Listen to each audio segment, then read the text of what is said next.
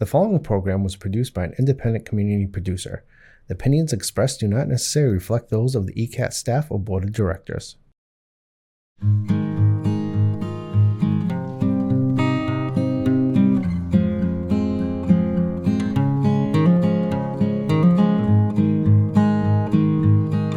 Good evening, and welcome to the September edition of For the Love of Words. I'm your co-host, John Holgerson, and tonight we have the poet Kathleen Latham.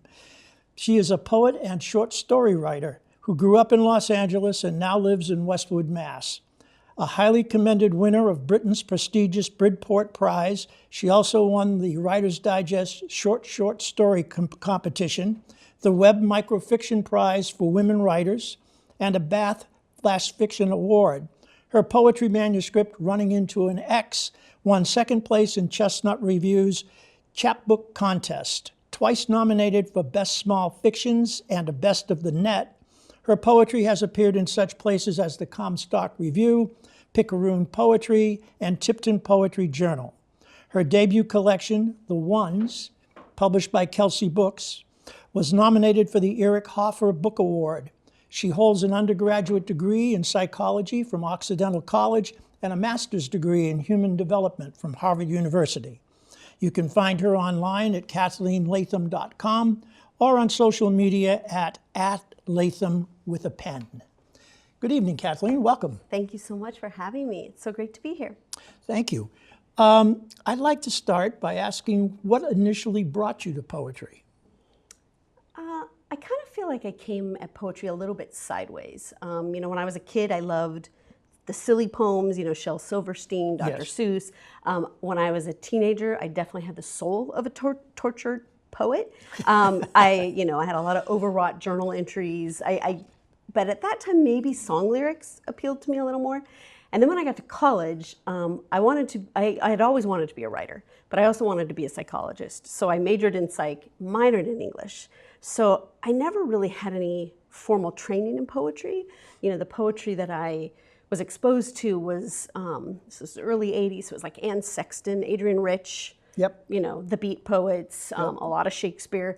And the more I studied poetry, I think the more I thought I wasn't qualified to be a poet. It seemed very distant or unattainable to me as a writer, even though I wasn't even writing yet. So flash forward, many decades, when I was finally writing and working with short fiction, I actually turned to poetry because of a question of form.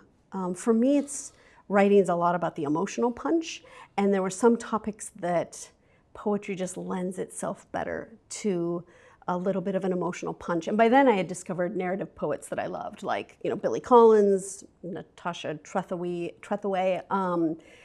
Mary Oliver, like poets that I kind of heard, I heard myself. So I think I came in a little backwards. I actually didn't ever really consider myself a poet, even after I started publishing poetry, until maybe the book came out. And then I was like, all right, maybe I can call myself a poet, but it took a long time to not have imposter syndrome.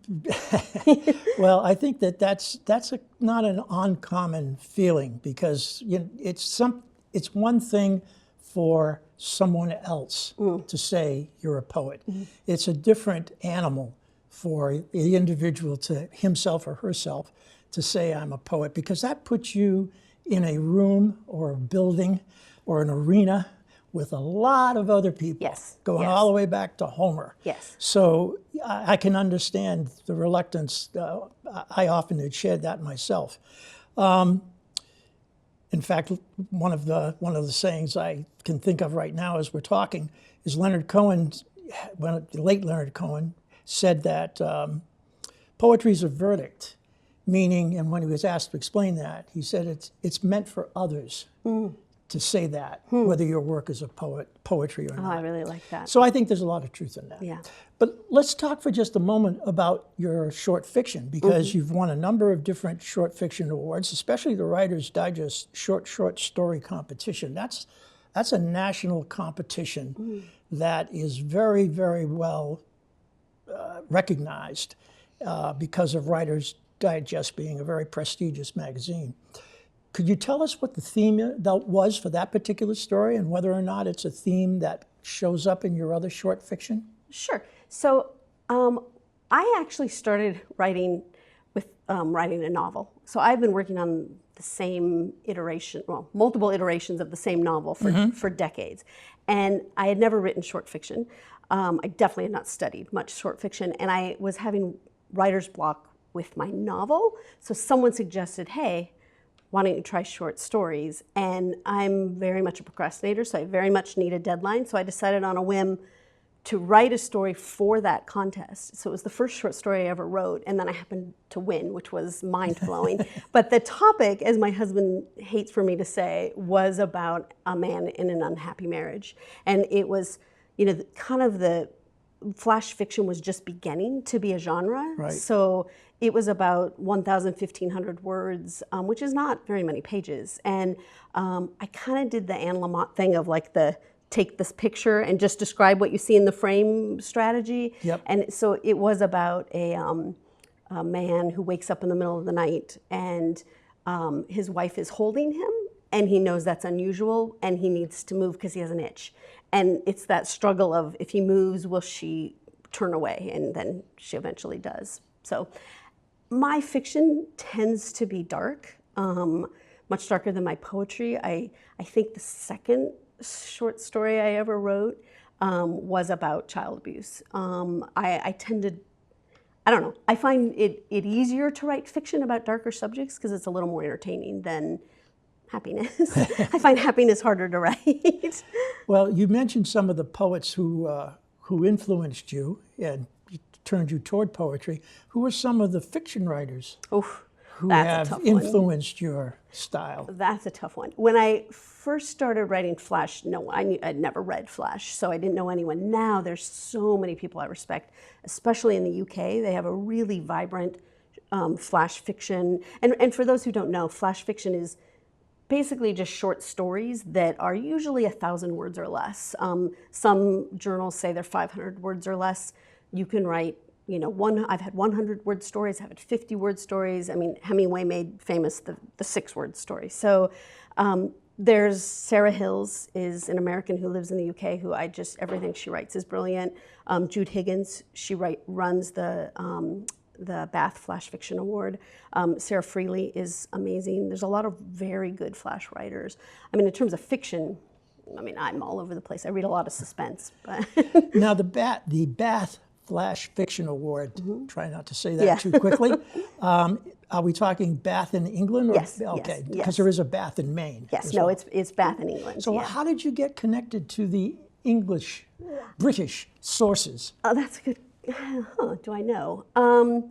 I think I've always used contests as a little bit of a motivator, I still, you know, I'll go years not working on my novel and then I'll bring it out. And so I had 4 kids, and so I gravitated towards short fiction because I could get it done. And you know, it was something I could accomplish while I was raising 4 kids. And same with poetry. Like the small nature of it attracted me.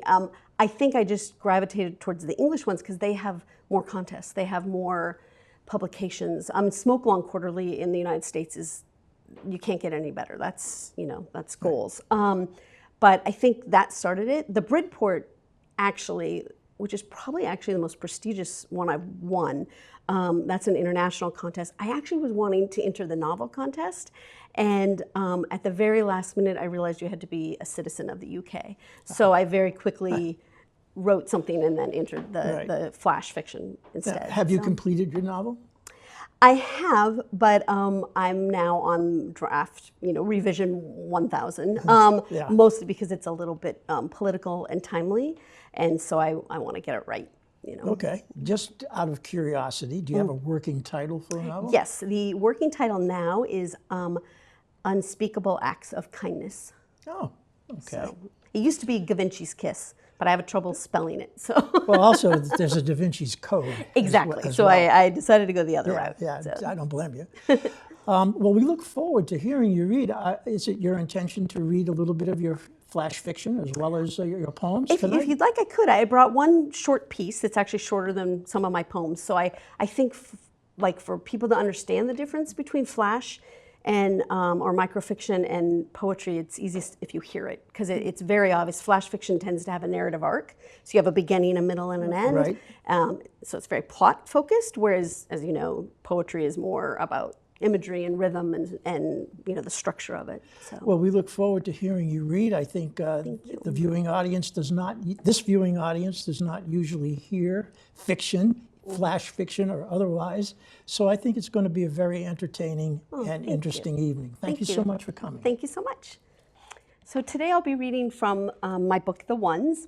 And just for context, The Ones refers to our quest to find the one, which I think is an often dangerous concept, this idea that we'll only ever love one person. I think it's far healthier to think that we might have multiple people that come into our lives who teach us about love or prepare us for love. So the poems are divided into the ones who come first, the ones who come next, and the ones who come last. I'll be jumping around a bit, but the first poem I'm going to read is the first poem in the book. It's the first poem I ever wrote, the first poem I ever got published, and it really set the theme for what I would write about for many years after. This is called On Running Into an Ex-Lover. They shouldn't call it small talk. There are no small sentiments here, rather icebergs to avoid, elephants to ignore, issues of longing and betrayal to navigate. I wonder while we chat how you keep your smile so neutral, your inquiries so perfectly canned. After 5 minutes, I want to thrust my tongue down your throat until your manners are dislodged, but I am deterred by circumstance and this morning's regrettable choice of sweatpants. I laugh too loudly, drunk with the potency of things unsaid, lips that once touched, forced to spew platitudes. Your eyes skitter to the horizon, forgetting me. Goodbye, I think, smiling.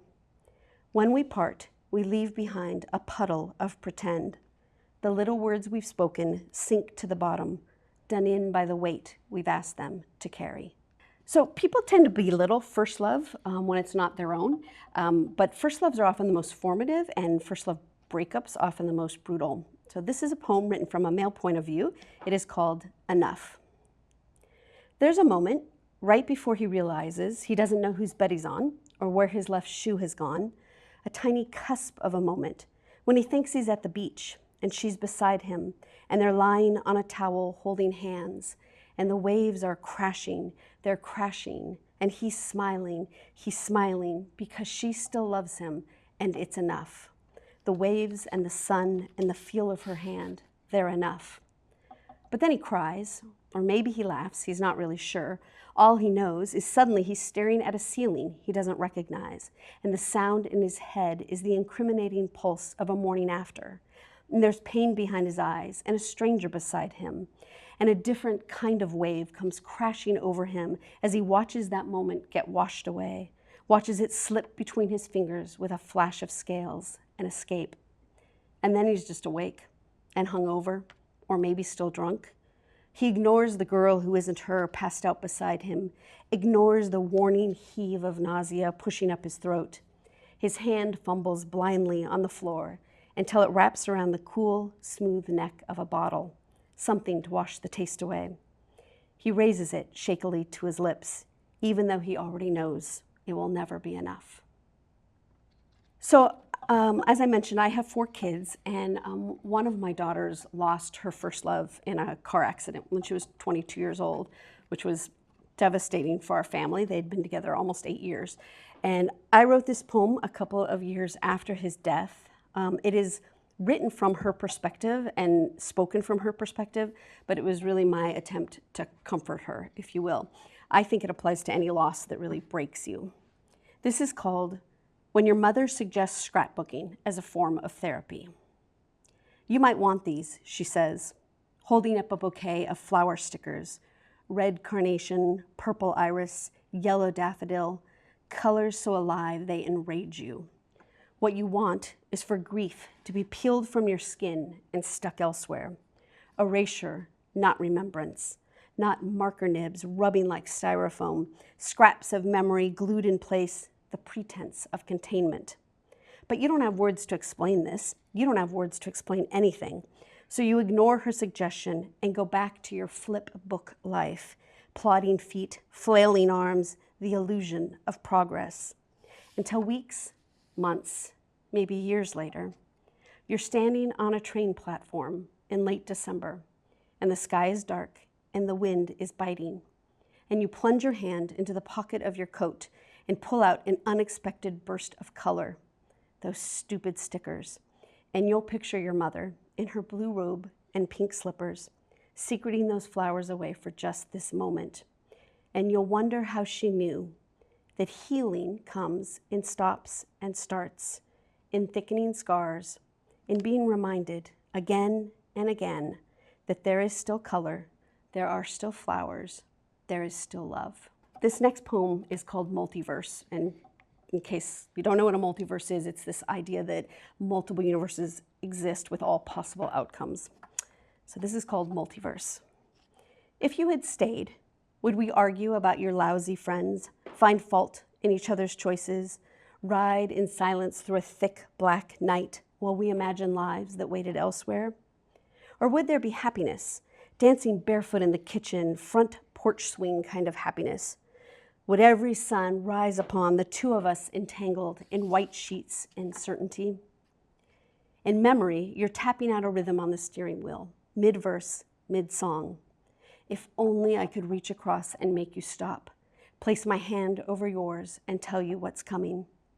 But synchronous time is still merciless time, and even as I hear you, see you, feel you drum that wordless beat, we are hurtling forward, and I can't go back, and all at once, I am here, in the life that waited in the dark beyond. I am elsewhere, and you are gone. In another world, the two of us shoot onward into the night. All right, so that's kind of a sad poem. I'm gonna take a hard pivot now. I wrote this next poem to the prompt, The Stupidest Thing I've Ever Done. And it starts with the stupidest thing I've ever done. I would like to give a trigger warning for this poem because there is mention of sexual violence, so be warned. This is called Stupid. The stupidest thing I've ever done is ask a stranger in Harvard Square for directions to Whole Foods and then allow him to walk me there on a spectacularly sunny Saturday in August. Okay, well, actually the truly stupidest thing was to accept an invitation to dinner at his apartment that night, which was such a stupid thing that I left a note on my kitchen table with said stranger's name and address on it in case I went missing. As it turned out, I might have been on to something because shortly after the main course, he started to creep me out and I had to listen to my inner voice and leave before dessert and walk home alone in the dark, which I guess could also be added to the list of stupid things I've done. Maybe just above the time I let a guy I just met into my dorm room, or the time I let another guy walk me to that same room for safety purposes, because I thought that was less stupid than walking by myself. To be fair, I thought both guys were quite nice, though maybe that was stupid of me too, since I'm sure Ted Bundy seemed nice to the women who picked up the books he dropped while he pretended to be on crutches. I suppose, to be safe, I could expand the list of stupid things I've done to include talking to strangers under any circumstances. But since most women are killed by those closest to them, maybe it's easier to say that the stupidest thing I've ever done was being born female, because that seems to be what leads to people shoving unwanted things into your private parts, or wrapping their hands around your throat, or chopping you up to bits in their bathtub and leaving your stupid corpse in a ditch or an oil drum or a suitcase weighed down with rocks so that it sinks to the bottom of the Charles River where no one can find you no matter how many notes you leave, and then you're stuck down there while the rest of the stupid females walk by, outrageous and rash in their desire to find love or companionship or a place to buy vegetables and a gallon of milk. I mean, really. All right, I'm gonna switch gears and I'm gonna read my microfiction piece. And just for reference, this actually has, I think, something like 78 fewer words than the poem I just read. This is called, and I'll give you wow, can I start over? Sorry. Let me start over completely, sorry about that. Okay, I'm going to switch gears and read one of my microfiction pieces. Just for reference, this fiction piece probably has, I don't know, 75 to 100 words fewer than the last poem I just read. One trick that we often do in microfiction is we use the title to do some heavy lifting. So often I will use the title to be actually, it's the first line, but I make it the title. This is called Anna Wonders Whether Birds Will Build a Nest with Cat Hair. If they find it floating on the breeze, say, or caught on a kalena bush, tucked among the blood-red berries, will they recognize the hair's softness, its capacity for warmth? Or will the scent of their enemy scare them away, a harbinger of danger, unfit to be tucked into a twirl of twigs? Anna pictures the nests she has stumbled upon, masterpieces of stems and sticks, pine needles, moss. She has heard of birds using snake skins and spider silk, so why not cat hair, especially if the cat lies dead in a field far from home? Anna thinks of this as she struggles to remove the soldier's coat, as she rolls his body and tugs at his sleeves, avoiding his frozen blue gaze, dodging thoughts of his mother. I have a boy, she whispers to her. I have a boy, and the nights are cold. Half a mile down the road, her son sleeps on a thin mattress, unaware she is out in this muddy field, wrestling with a dead man's coat. When it finally wrenches free, Anna brings it to her nose, smells hatred and fear. Who vanquished who, she thinks proudly. Then she scrambles away, back to the tree line. She feels the weight of black bead eyes, hears the rustling of wings, a murmur of approval. She will go home and wash the scent of death away, fill the coat's pockets with chamomile, oregano, poppies, drape it across her son while he dreams. So my next poem is called All News Images, which that is the banner you get if you go to Google something. It will often give you the results back with all news images across the top. All news images. I confess to Googling you on occasion, but unless you are an overweight bagpipe player or 20-year-old hipster with neck tattoos and a bolo tie, I don't think I've found you. It's possible, of course, that I stumbled across you a long time ago, but failed to pick you out of the cyber lineup. I have little to go on but memory, and a scattering of yearbook photos, and in these you are ageless, smooth-faced and muscular, down on one knee in your baseball uniform, or rigid and posed in the blazer you borrowed from your older brother.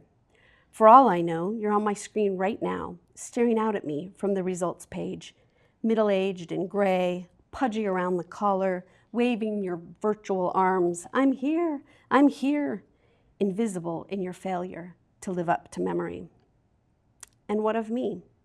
Is it my name you slip into the long, narrow box on nights when yearning and melancholy slink across your desk like restless cats, knocking things over and demanding attention? Would you know me still? Or are you still searching for that girl from the past, the one who knew exactly where she was going and so easily left you to get there? Maybe we come across each other every day and don't realize it.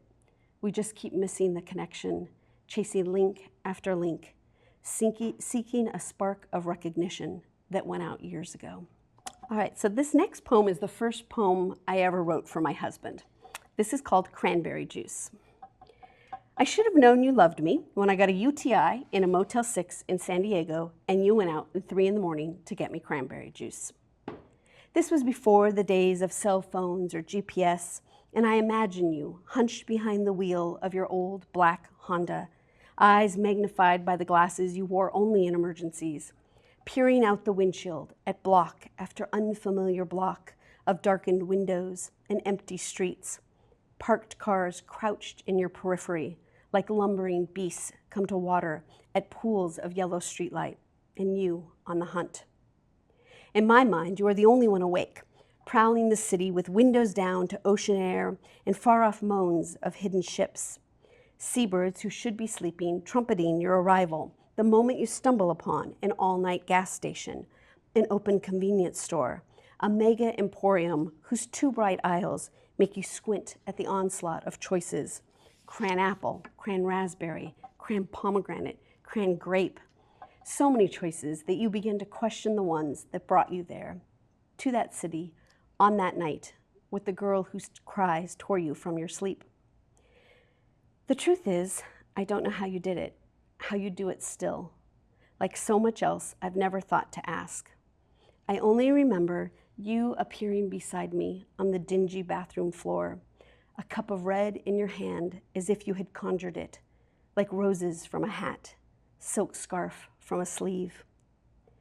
It took me far too long to understand that sometimes love is a quiet knock on a closed door, offering without being asked, giving without expectation, kneeling on the floor, juice in hand, with no mention of what it took to get there.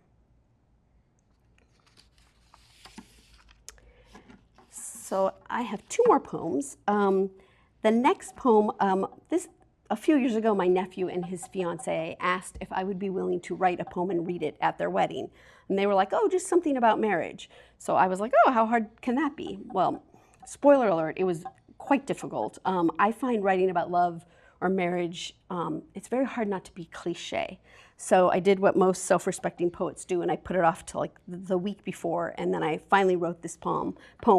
I have this poem on my website, and I offer it up to anybody getting married if they want it read. And that's been really fun because I get emails from people, all around that are using it, which I love.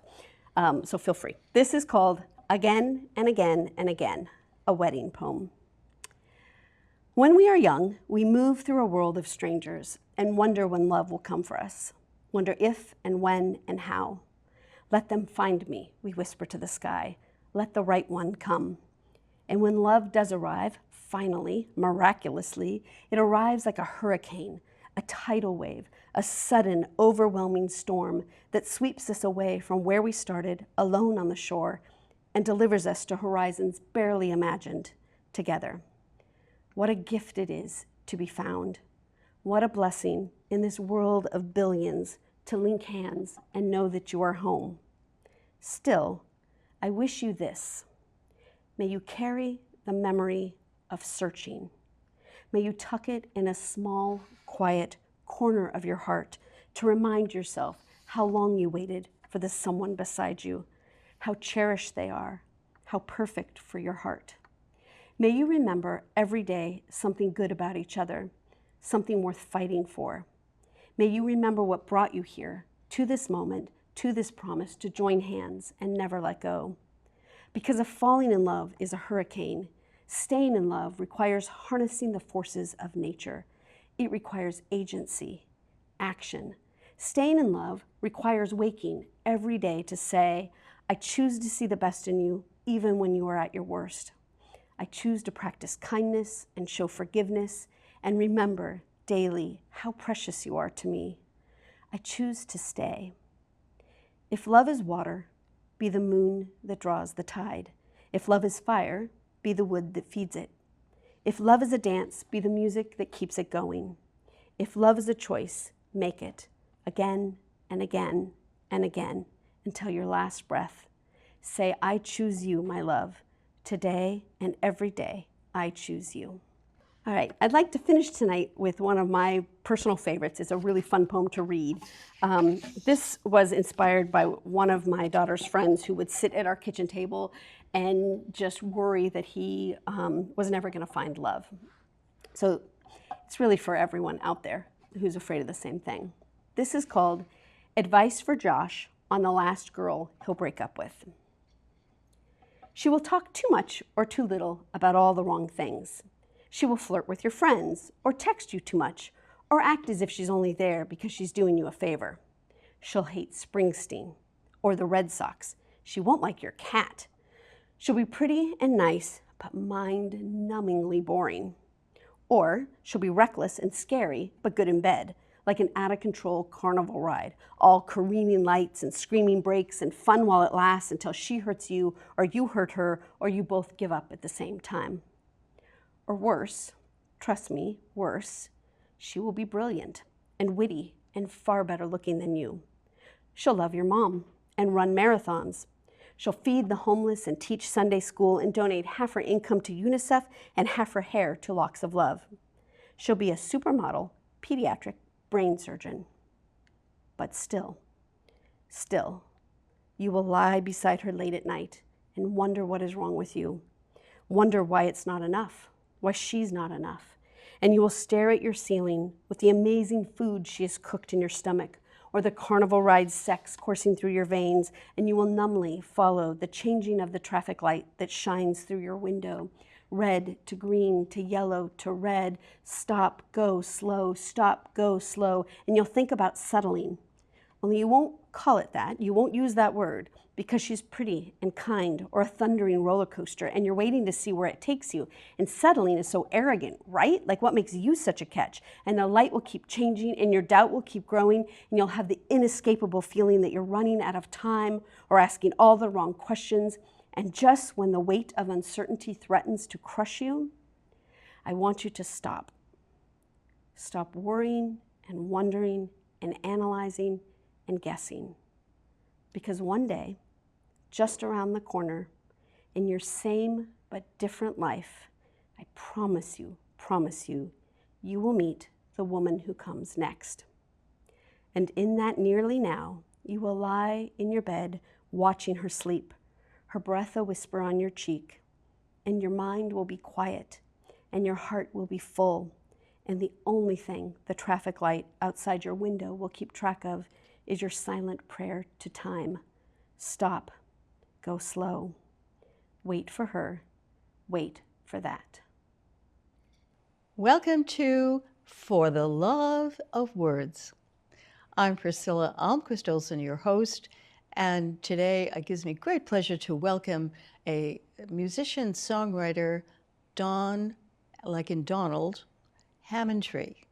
And Don, welcome. Thank you so much. Pleasure to be here. Yeah, so tell us a little bit about your background, where you were raised, and what kind of musical venues you had. Or, Oh, sure. Or yeah. Sure. I grew up in Illinois, Peoria, Illinois, and I lived there for about 20 years. First 20 years of my life before I moved up to Chicago to go to school, and I stayed up there for about most of the 90s.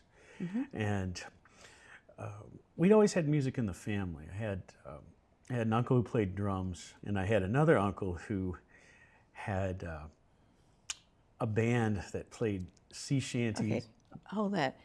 I want you to look at that camera. Oh, sure. Okay. Okay, and not me. Okay. Okay, so you had an uncle? Yes. No, still do. Still around. He plays.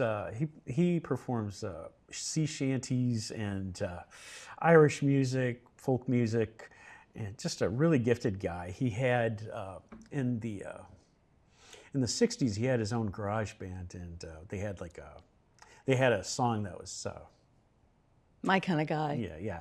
They had a song that was on the local charts, and he was just very interesting. He's a very interesting guy, and that was definitely an influence on me. He used to have a copy of the 45 that his band did hanging in the back room at my grandfather's house, and I always wondered what it sounded like, and I just thought that was the coolest thing. And when I finally got to do that, it was so much fun. Just to, like, here's my record. So.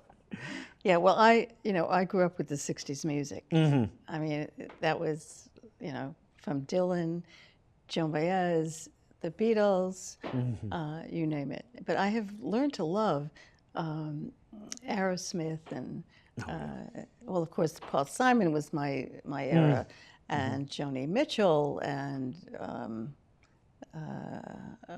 having a senior moment.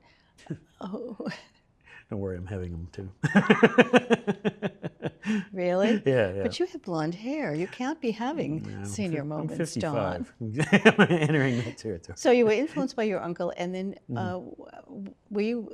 did you participate in music in high school? I did, but I kind of did it like on my own terms. Back then, there wasn't much of an opportunity to play guitar like in a band or anything like that. We just did not have that kind of structure around town.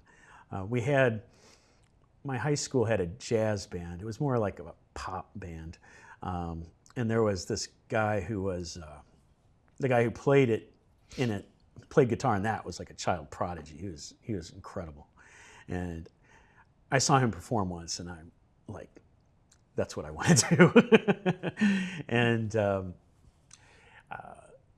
so I started taking lessons, and it was the golden age of MTV as well. So, that was the direction I was heading. I was like, oh yeah, I want to do this. I want to play guitar, and get the girls' attention, all that sort of thing. And I actually, stuck with it pretty well. I would come home and play guitar, for hours every day, and until I kind of self-taught myself. When I did get my chance to get into the jazz band, I took some lessons to learn some chords and some rhythms. That's really impressive. Thank you. Yeah. We don't really have a lot of people who self-teach themselves guitar. Yeah, yeah. Well, I was lucky because I had a good ear. I used to tune I used to have an album by AC/DC where it just went, and I used to tune my guitar just to that one note in the song, and I'd be all set. Yeah. And I just would copy the riffs, and I never was very good at learning solos, guitar solos, note for note, other people's solos. So I would come up with my own, and so then where did that all lead you? Well, when I got to Chicago, I started a band in high school. We called ourselves the Stalins, and not the most tasteful name, but well, Star is part of that name. Yeah. But we did kind of a mix of I don't know what you would call it. It was very 80s. It was kind of a mix of 80s guitar influences and things like that. And we played like a couple of gigs. But there wasn't much of an underground in the city that I grew up in. So when I moved to Chicago, I made definitely an effort to get out there because there are more people. It's a more eclectic place, more people with my interests. And I joined like a heavy metal band. We played like very fast, very, very silly songs. And then as time went on, I started to do more songs in the vein of the people I was influenced by, which at the time was, I was really into U2. Loved U2. Ritchie Blackmore's Rainbow, Deep Purple. There was a band called Till Tuesday that was from Boston that I was a big fan of. And Roxy Music. There was so many bands on MTV that, I kind of picked up on through osmosis. And I started writing songs. And now, when you started writing songs, did you get those songs from your life experiences or from your friends' experiences or from the news, or where did they originate from? Usually it was mostly my own experiences. Do you have any major themes? Well, the first couple of records I did was, there was this girl that I was crazy about at one point, and it wasn't like, it wasn't happening my way, so I kind of wrote a lot of songs about that. And that's how I started out. And then I, did a lot of relationship songs. As I progressed, I got more into songs about, that had themes. There's a song that I'm going to play later called Driving to Oahu, that is kind of about escapism, because obviously you can't drive to Oahu. And I would come up, I had different ways of coming up with songs. I would come up with titles, and then that I liked. I have a song that I did called 3 Days, Dude, and I just liked the sound of that, and I'm like, I'm going to write a song about that, but what? And so I wrote it about my wife traveled to Europe once for about a week every year for work, and I wrote it about her going and waiting for her to come back. Just 3 days, dude. And it was a countdown in the song. And so yeah, it just depends. Most of the time I put a lot more. It's funny because professionally I have an English degree, and I've been an editor and a reporter and a proofreader for years throughout my career. And but I don't put a lot of emphasis on the words for the most part. I usually want a certain type of music, certain type of chords, a certain type of feel and atmosphere to it. And that's what I pretty much put most of my focus on. And the words are usually an afterthought. So the music dictates the words. Yes, yeah. And I try to, if it's obviously a song that's like in a minor key, I'll make it a little more serious, or if it's very happy, I'll try to, make it more of a bouncy, happy subject. So yeah, it just depends. Mm-hmm. So. And have you been recording?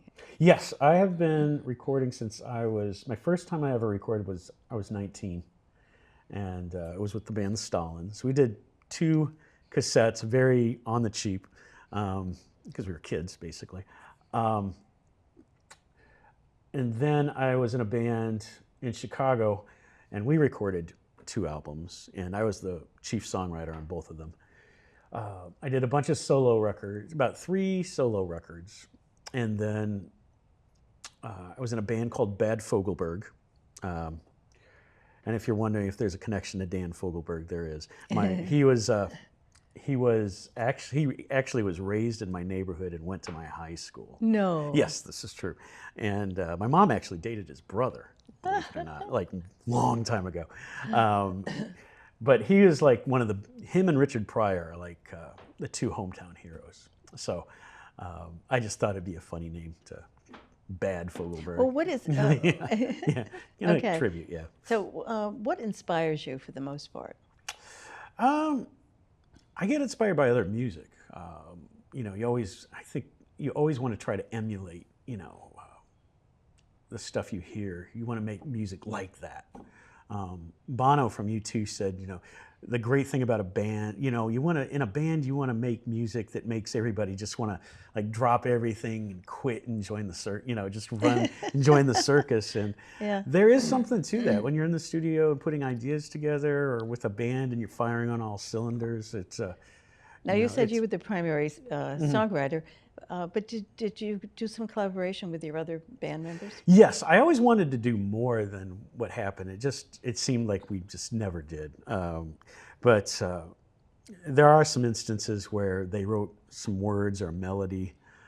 There was one instance where I had a friend who'd only been playing guitar for about 2 years, and he had a song. He had this very simple chord progression, but it was kind of different, and I thought, Jim, I like that. You mind if I do something with that? And so I took that part and I connected it with another piece that I had done earlier, and kind of melded them together, and then wrote a chorus on top of it. And so there are many ways to get to the music itself and the lyrics. Right. There are many pathways. We have less than a minute. Okay. What is your vision for the future? To keep making music. I don't necessarily expect, huge success out of it, like I dreamed of back, 20 years ago, but I enjoyed doing it. I enjoy recording. My last project was kind of jazzy kind of instrumentals. I'm doing some more guitar-based instrumentals, and I just want to make music that I'm proud of, and, hopefully other people are turned on by it. Of course, and that's the impetus, isn't it? It's the goal. It is. Yeah, to just get it out there. All right. Well, thank you, Don. Thank you so much. Don Hammontree. Yep. Hammontree. And we were talking about that. It's an English derivative, I guess, yes, right, from yes. England. Hammontree. So thank you again, Don, for joining For the so much. Love of Words. And now we're going to hear some words and some wonderful music. So stay tuned. All right. Well, I'm Don Hammontree, and this is a song that I recorded with a band called Bad Fogelberg out of Boston. It's a song called Driving to Oahu, and it goes like this.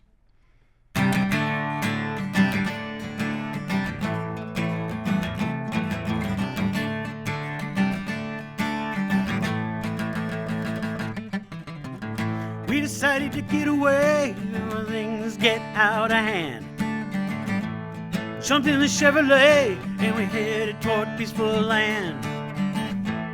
And as we leave the town, it can burn, collapse, and smoke. It doesn't matter anyhow, 'cause we'll make it fine on our own.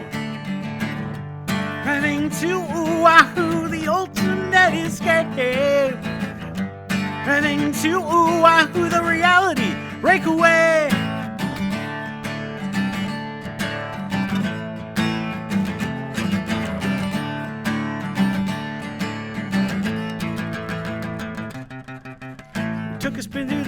told there were people in the streets, pointing fingers accusingly.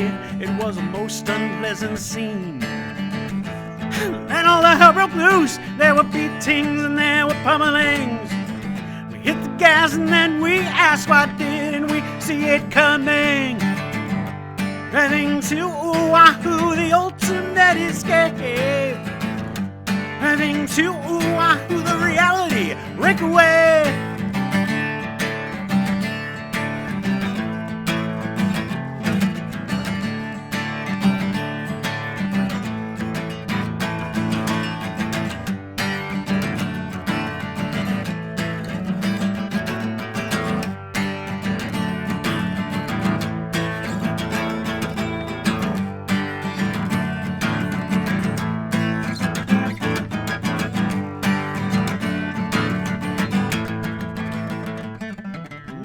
Reached the California shore, found the road ended there. I said to him, there really is an ocean here. It wasn't propaganda made up by the CIA. We'll never reach Hawaii now, cause there's no bridge on which to drive. She said, maybe we could take a plane. I said, I'm afraid of heights. Driving to Oahu, the ultimate escape. Driving to Oahu, the reality breakaway. Driving to Oahu, the ultimate escape. Yeah. Driving to Oahu, the reality breakaway.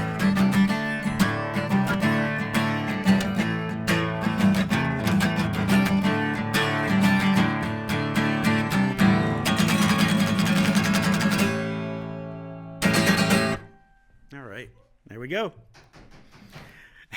Song number one. And for something totally different, this is a song called Failing. A little bit of a sad one, and it goes like this. Let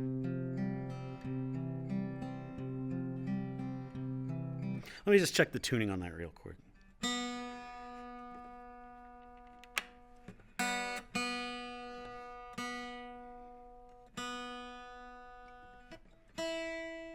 Okay, I think we're in shape now.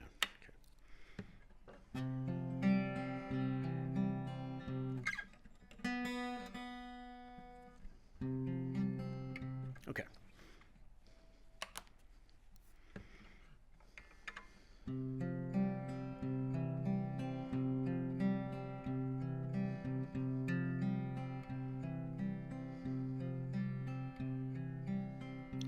I can't believe the things I did tonight, but now it's done. Said I felt no shame, 'cause I knew that I was right. But here it comes.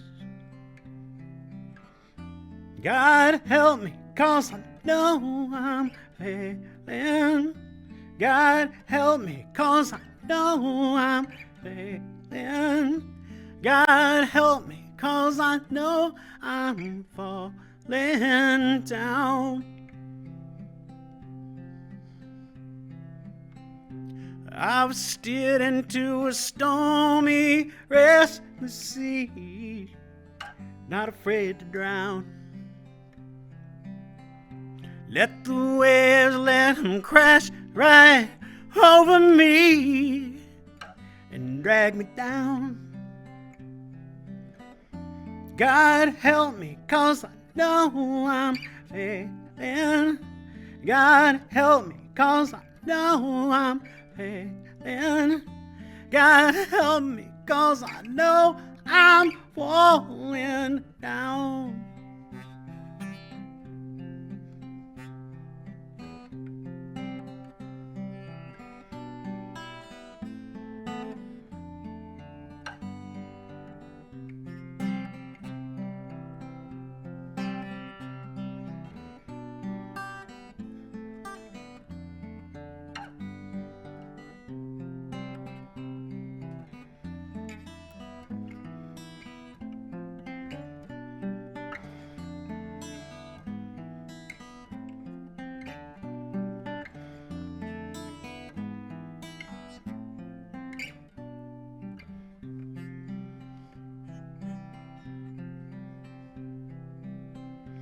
Don't know if I could ever make it right where we let it go. Maybe I don't want you, and it's just not worth the fight. That's what scares me most. God help me, 'cause I know I'm failing. God help me, 'cause I know I'm failing. God help me, 'cause I know I'm falling down.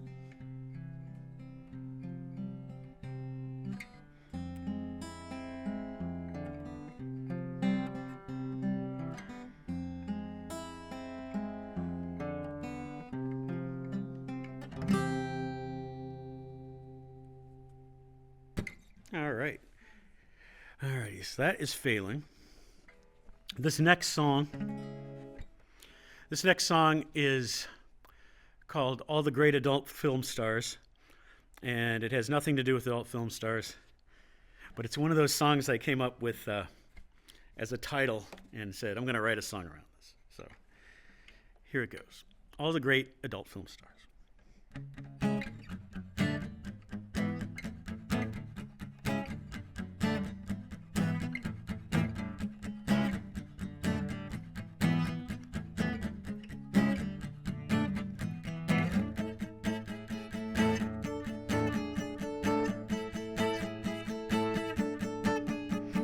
Things come to an end.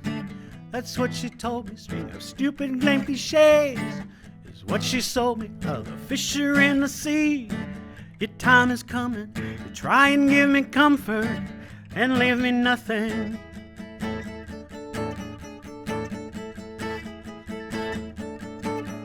All good things come to an end. That's her conclusion, and she'll illustrate the point to clear confusion, just as every great artist will fall to pieces. All the great adult film stars, they all find Jesus.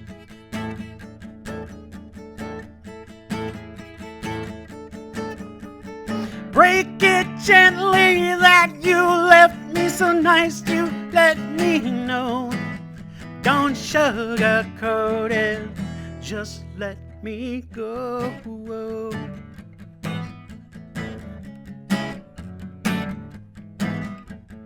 Arguing it over, you made your mind up. Now you're leaving me to wonder, oh, just what kind of person that I am and what I'm lacking. It's something to mull over now that I'm packing.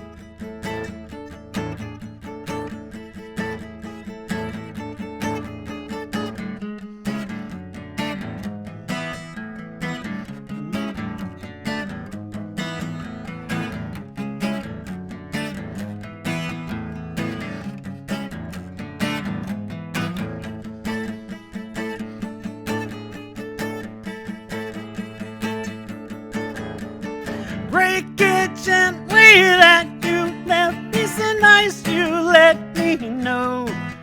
Don't sugarcoat it, just let me go. Whoa, no, oh no, no. Whoa, no, oh no, no. Whoa, no.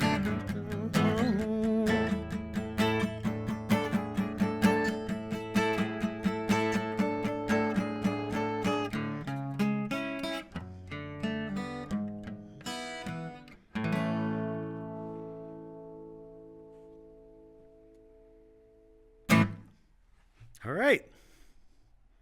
Thank you. That was great. Thank you. Yeah. Let's see, 21. I would say if you got the time, if you want to do one more song. Oh, sure. Let me think. We don't have time though. Yeah, he's at 21. Well, no, but mine went 12 minutes. Yeah, I didn't restart the clock though. Oh, okay, great. All right, let me think about. It's totally up Oh, to sure. you. Okay, yeah, I'll do this one. This one is kind of local. This is a song about Fall River, Massachusetts, to the south of us here in Easton, which was my home base for about 10 years. This is a song called Quequishan, which is the city's original name and the name of a river that runs through it, which translates to falling water. And it goes like this.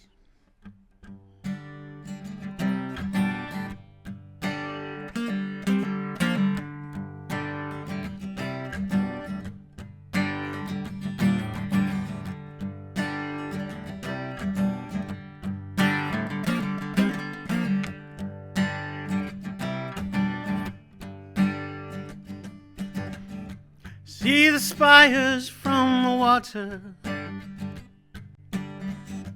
houses stretched in rows below, wrapped in aluminum in green and blue and gold.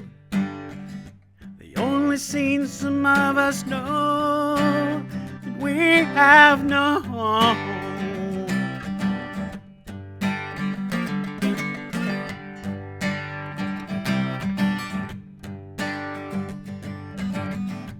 Orchards tower past the streetlights, longing for the summer days. Packed inside 100,000 tall ambitions, somehow brought us to this place. Yet I know some are going to wonder. They see no promise in this land, but I know nothing ever comes easy. For a town against the tide, quick we share, quick we share.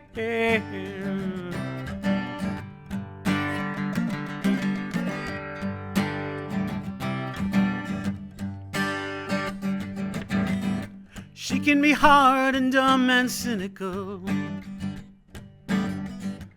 also graceful, wise, and kind. She is not one who is easily impressed. It doesn't mean you can't change her mind. Yet I know how the headlines sink her. Every time it seems that she can. Yeah, I know nothing ever comes easy. For a town against the tide, quick we share, quick we share.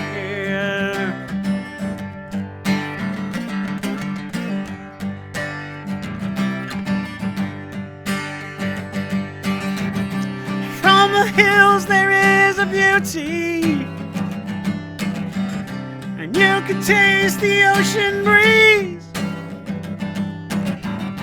Panorama almost perfect, one so hard to leave.